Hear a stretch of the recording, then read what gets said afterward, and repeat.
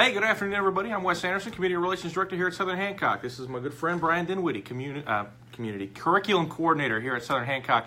Excited to talk to everybody today about everything that goes into making curriculum here for your students here at Southern Hancock. So, first question sounds simple, but probably isn't. What is curriculum? What is curriculum? So that's always a really good question, and a question that for to school districts and schools, we really need to define what that means to us. Curriculum is really what we do on a daily basis to get our kids to the learning targets that we've set forward for them. When we think about how we design curriculum, it's more than a textbook or a resource. It really starts with those state standards that the Department of Education gives us, Wes. And for example, when I meet with teachers to design that curriculum, one of our first things is to take those standards and think about how do those standards group together in ways that make good sense and to create units of study.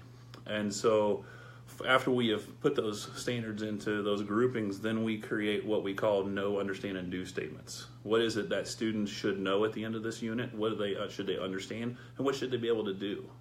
After that process is done, and I know this gets a little bogged down, then we look at those and say, okay, well, at the end of that unit, what assessments are we going to use in order to make sure that they've achieved those learning goals, those learning targets that we've set forward for them?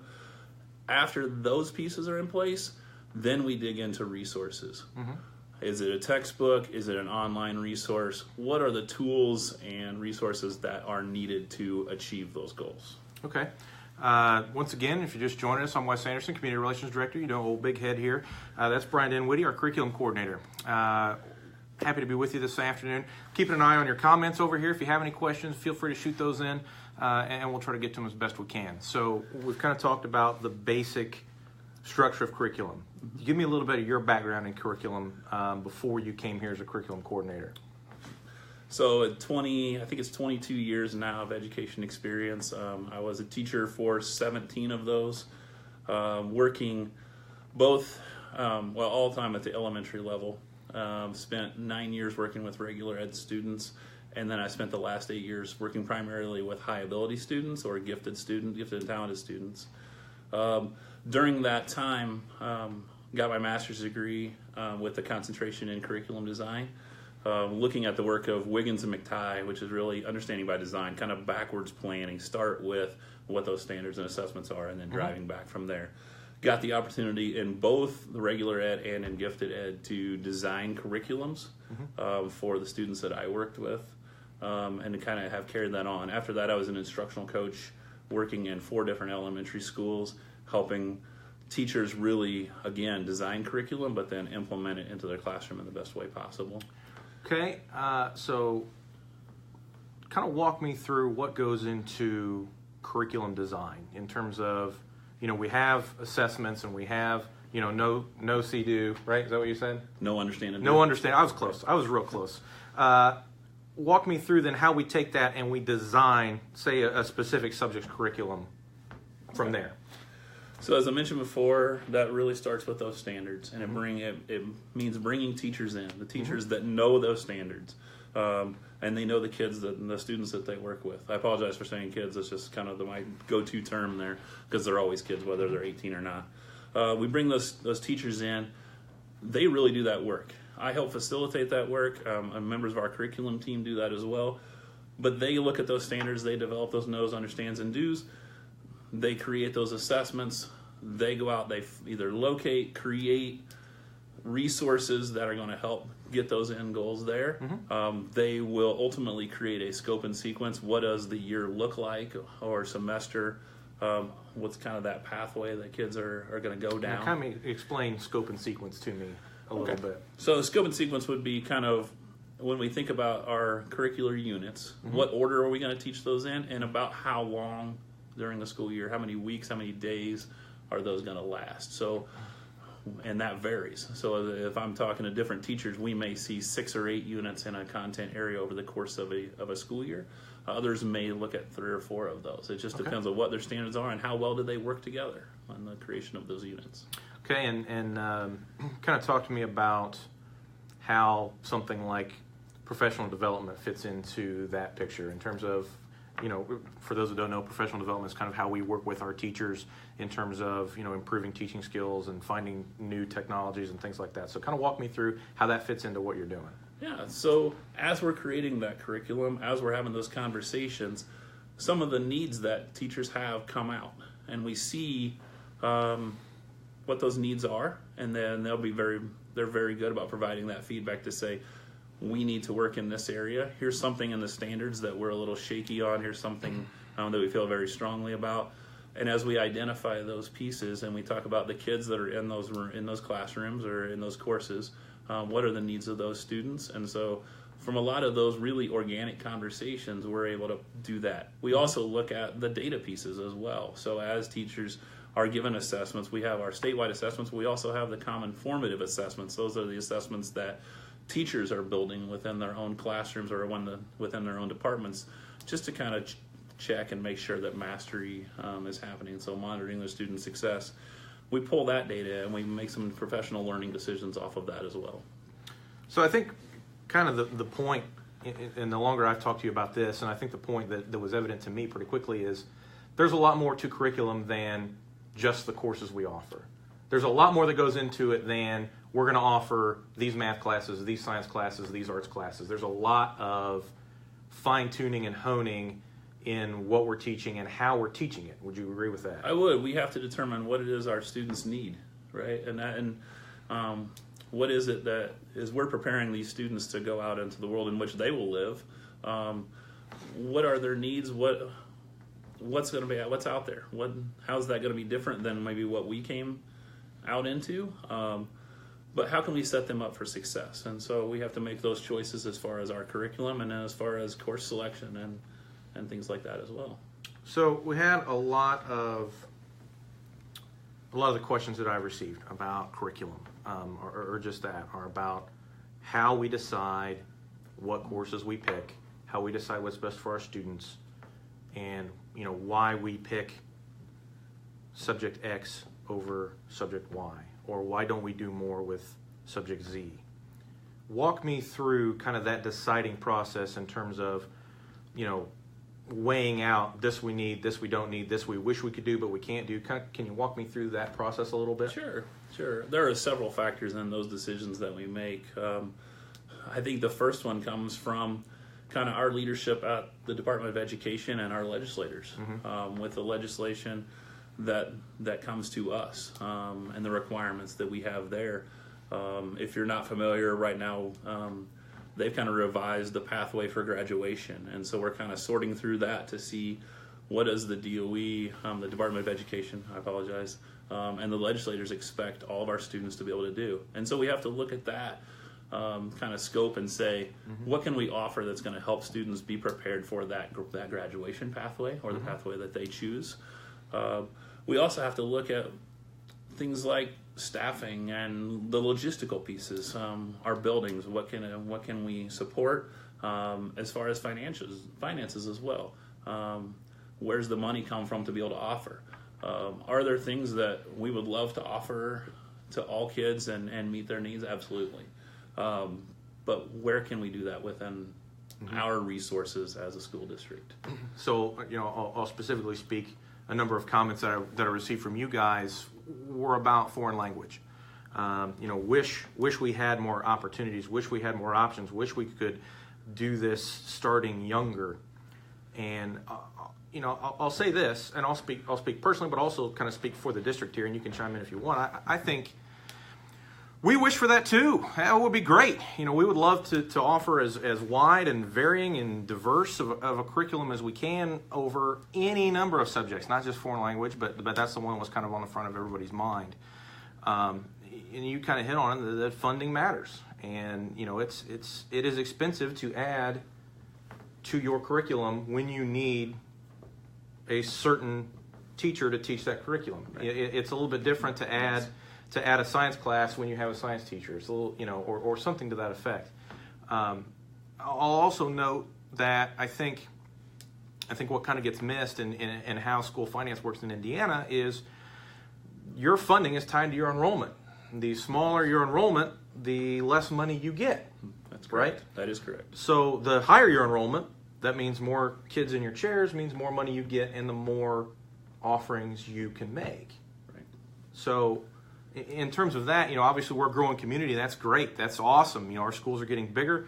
There's tons of houses going up every time you drive up and down one of our county roads. But that will help us get to the goal. Absolutely. Right? Absolutely. That will help us get to the goal. As those resources continue to flow in, more choices may be available.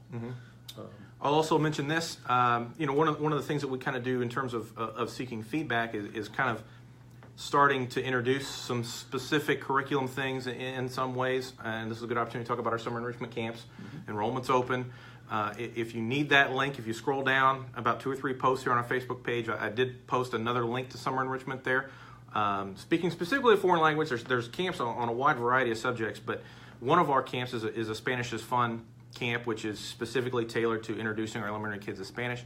If you have an interest in that, please enroll in that camp. Please show us, help us, give us the feedback that we need to show that there's a need that needs to be supported there in the curriculum. Would you say that's a factor in how our curriculum decisions are made? I think that's a factor. I love what you're doing with these conversations, because getting feedback from our community will help us to make those decisions as well. I was talking to the high school staff yesterday, and one of the things that they mentioned is that they like to get feedback from former students who've gone off to colleges and careers, saying to them, what is it that they wish they would have had, that maybe they didn't have the opportunity to, or what did we offer that they didn't take, those types of things. And so when we get that type of feedback from our community, from our staff, from our students, then we're able to make those types of decisions. So, good opportunity here to kind of fit in that you're certainly welcome to contact either of us. Obviously, you know me, you know my email by now. You've seen this thing enough. Mr. Dinwiddie, however, our curriculum coordinator, why don't you go ahead and give everybody your email right now while we have the opportunity? Sure. That's B Dinwiddie. That's BDinWIDDIE at newpal.k12.in.us. And if you go to the website, if you go to the school website, and kind of at the top is a navigation bar. If you click on departments and go to curriculum, you'll find his contact information there as well, in case you didn't have a chance to jot that down. So, next thing I kind of want to talk about is at Monday's board meeting, we kind of did a initial unveiling of our new learning model. And I have it here. I don't know if we'll be able to see it or not. I'll pull it up on my iPad. This is it. So kind of walk me through what that means. If I wouldn't hit the dang back button, we'd probably be all right. So the learning model was constructed. Good job, Wes. Nailing it. I appreciate that. That's wonderful work. Technology savant. So a lot of times, and no matter what field you work in, and I know myself as a teacher, I did this too, is we get really bogged down in the what and the how we do things. But the why piece, sometimes we need to refocus on that.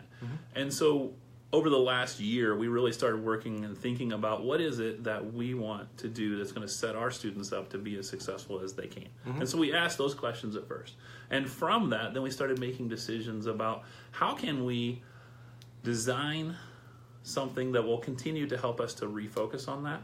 And we feel like the learning model has done that. In the middle of that, you'll kind of see there's a graduation cap with an image that kind of represents the world. And we think of that as, and if you're familiar with Southern Hancock, we have what we call the expected results, and that is that when students leave here, there are several results that we want students to have, and things that we want them to know and be able to do. And so that kind of is the center of it. Let me interrupt you real quick there. If you want to see those expected results, we do have those on the website.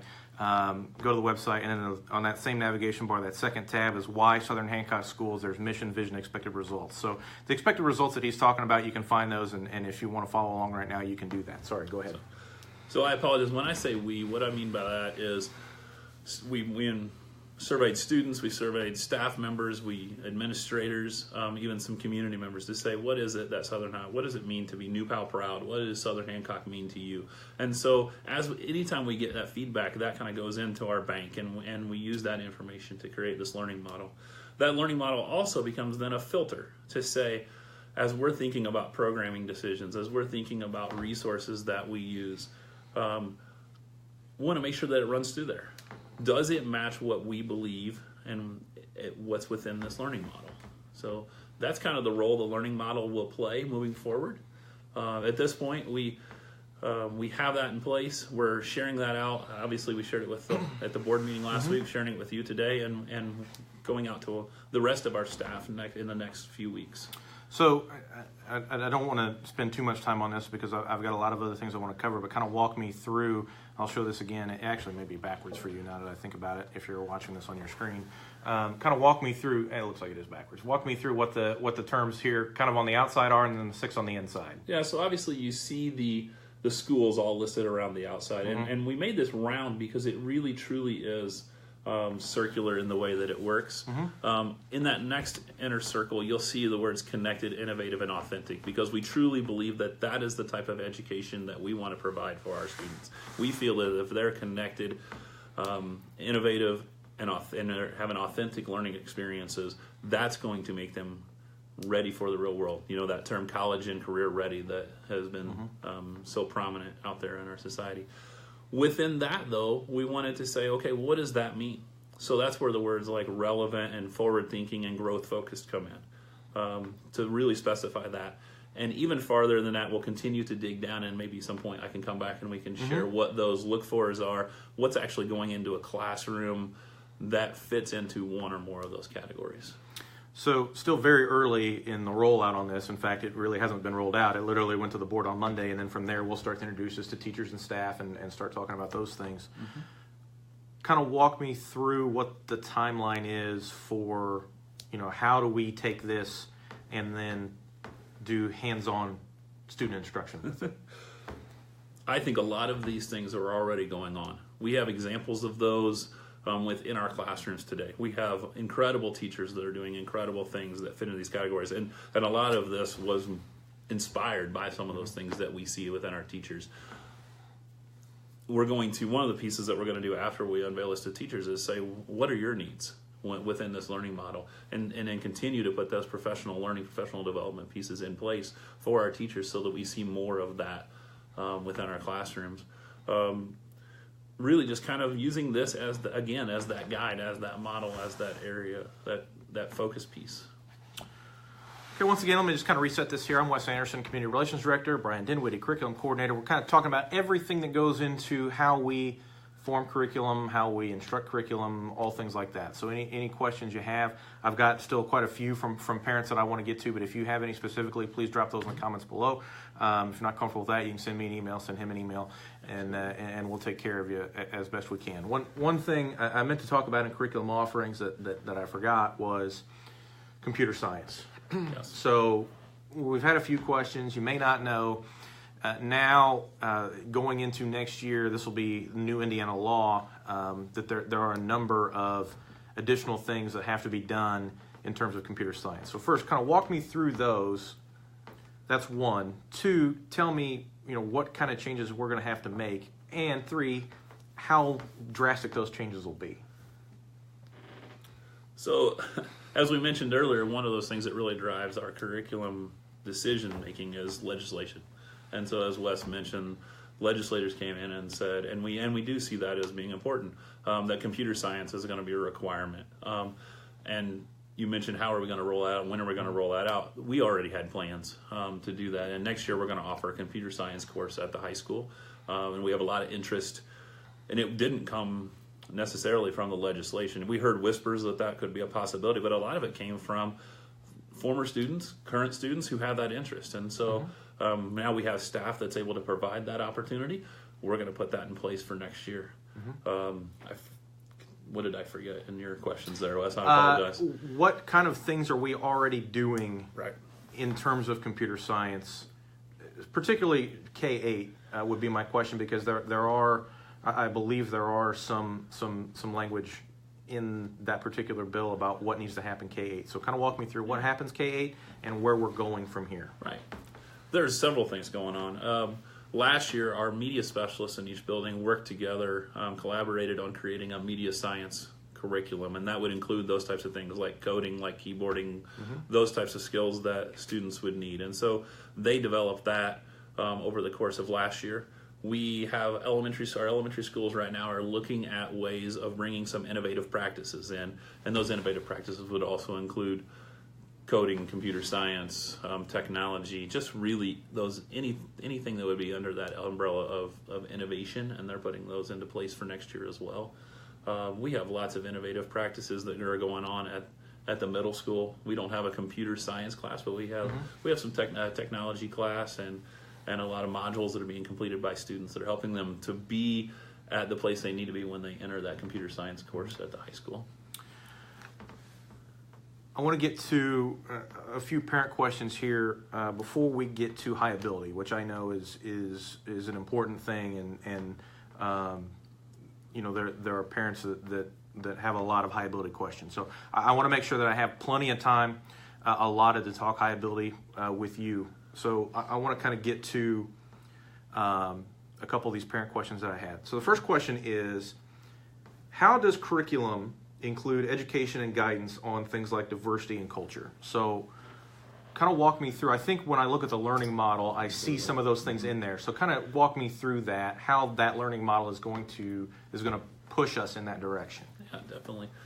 Again, a lot of that is already happening in the way that we choose resources and the text that we're using, the videos, the opportunities, the authentic experiences that we're providing students.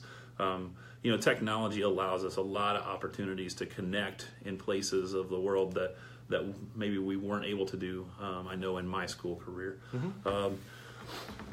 That learning model definitely, when you think about things like connected and authentic and even innovative, there is that piece about being responsive. And when we talk about responsive, we're talking about meeting student needs, but we're also thinking about being responsive to the cultural aspects of all of our students and members of our community and the communities that surround us, because we want our students to be globally prepared when they leave here. So we'll continue to further that. We'll continue to search out what those needs are from our staff in order to provide those opportunities for students.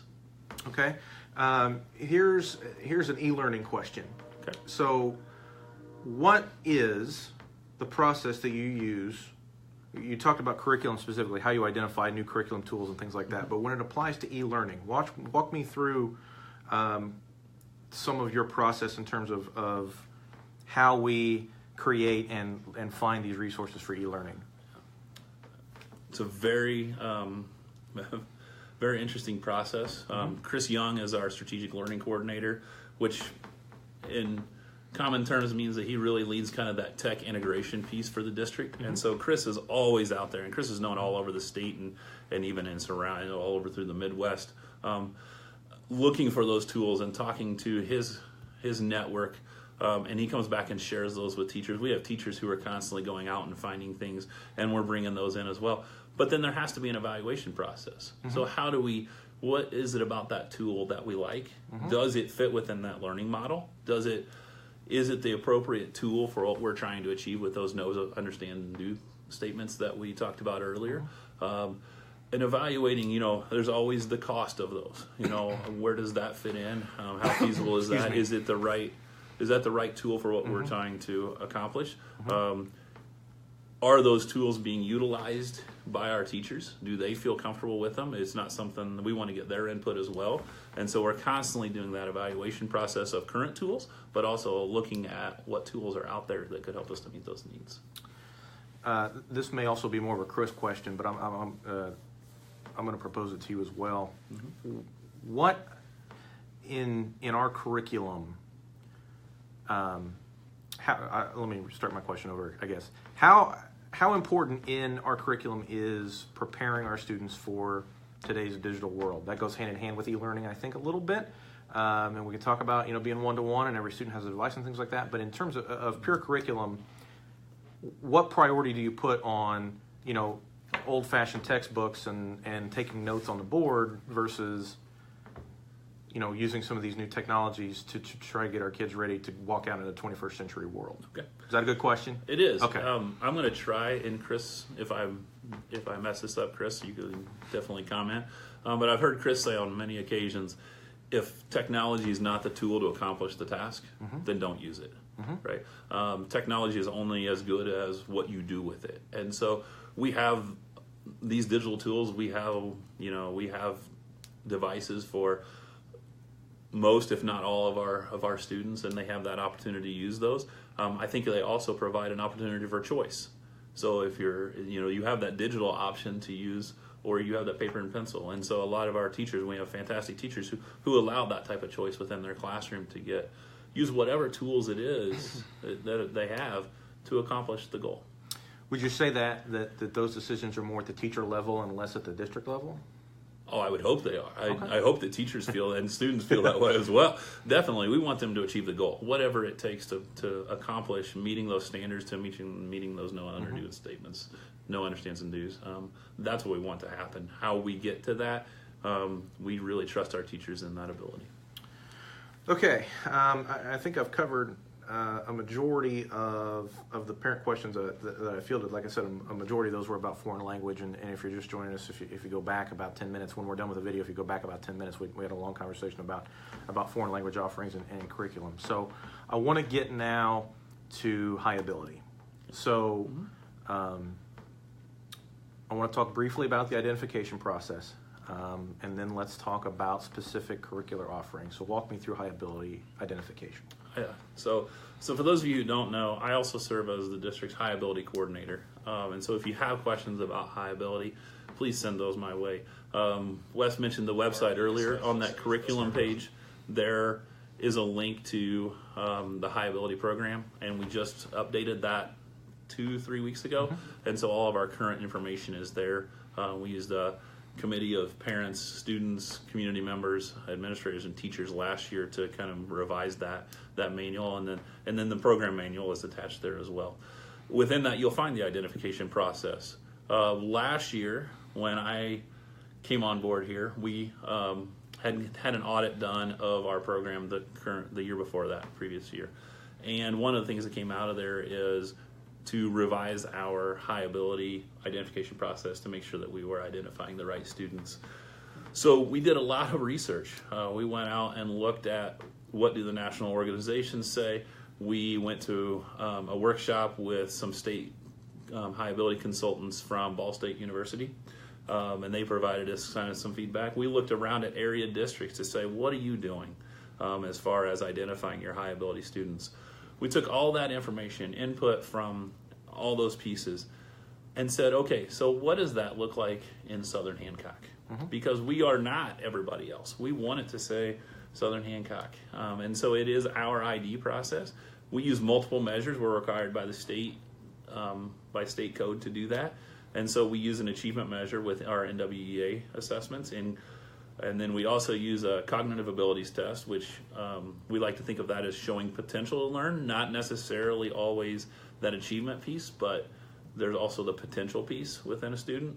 Kind of gives us an idea of how their brain works. We may not always see it in performance. And then we also use a qualitative measure that really gets at those gifted characteristics. And I keep using the words gifted and high ability, and I want to kind of clarify that. The world as a whole uses the term gifted. Indiana was one of the first to start using the term high ability instead. So if you see those terms, they're kind of synonymous.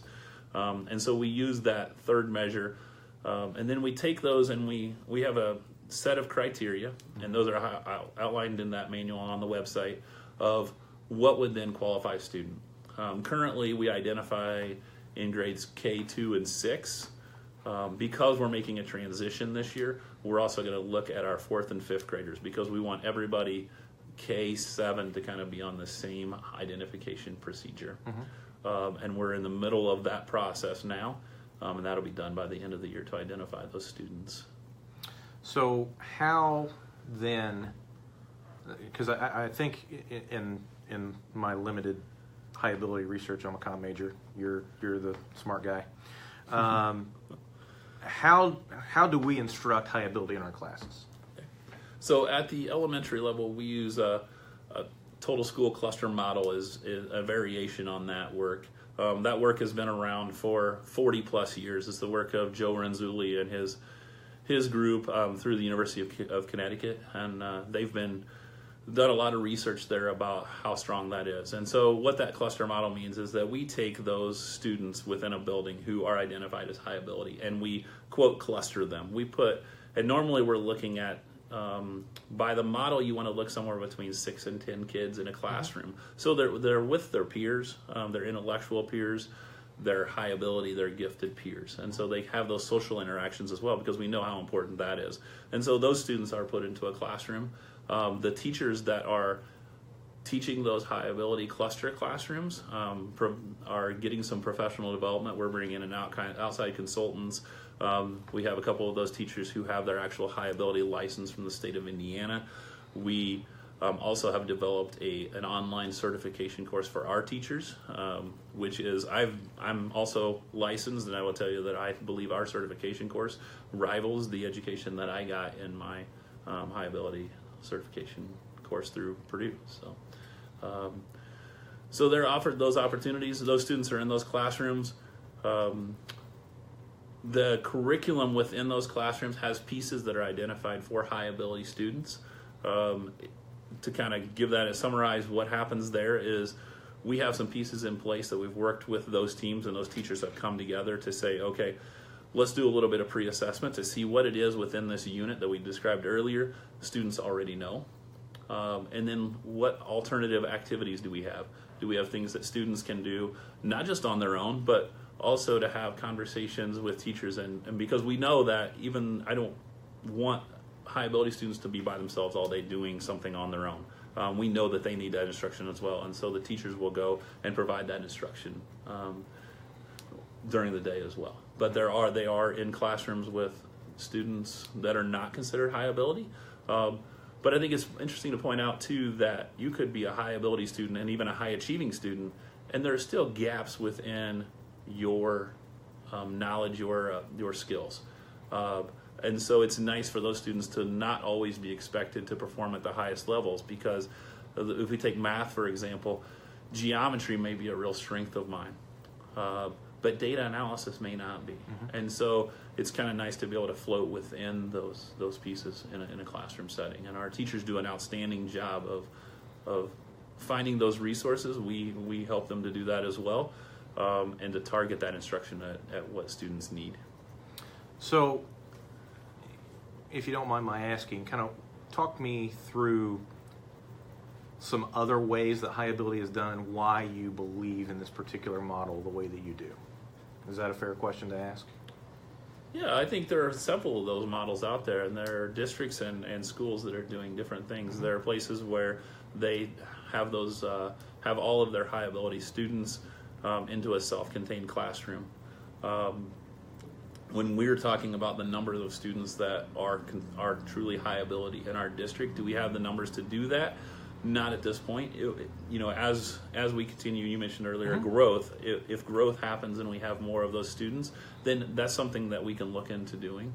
There are models in some districts and some schools where everybody is in a heterogeneous classroom, and so they don't have that cluster model, and mm-hmm. so then they're either all teachers are expected to meet the needs of those high ability students. They are pulled out for a portion of their day and given instruction that way. Those are a few of those different models. We feel like this is the best model for our Southern Hancock students. As I mentioned earlier, there's a lot of research, and our teachers are becoming very comfortable with that, I believe. And they feel like putting those tools into place has helped them to better meet the needs of those students. There are students in not just our high ability students, but other students in those classrooms are also showing that propensity for achieving high in specific areas. And so having those tools available to them as well has really helped. Okay. Anything else on your plate today that you wanted to make sure that we get out there? Again, you mentioned it, but the summer enrichment camps that are out there, that's a wonderful opportunity. Speaking of high ability, this summer we're hosting the Apple Mania Conference for educators, but one of the speakers that we're bringing in is Dr. Brian Housen from East Carolina, who has a real focus in the area of gifted and talented education, and he works in that school at East Carolina. He is actually keynoting one day of our conference, but the night before he is offered to do a high ability parent night, and so he's going to come talk to us about how does giftedness look in today's world, and how do we make sure that we're meeting the needs of the high ability students. That will be June 7th at 6 o'clock. Love for you to mark your calendars. That'll be at the New Palestine High School auditorium. We appreciate anybody who would love to come get some great information from Dr. Housen. I've had the opportunity to see him speak a few times, and I'm super impressed with him. So, those of you that are high ability parents, we'll make sure that we get that information out to you. Yes, it is coming separately as well. So don't run to the pen and the paper trying to write that down. Okay, one final time, your contact information, just in case anybody has any curriculum questions for you. B. Dinwiddie, BDinwiddie at newpal.k12.in.us. My office phone number is 861-4463, extension 1014. I'm just glad you didn't give them my phone number. All right, so like I said, you guys know me. If you need anything, please let me know. W. Anderson at Newpal, the whole thing. Brian, I appreciate you being here. My hope for this is this becomes a semi-regular thing for us. Would love to.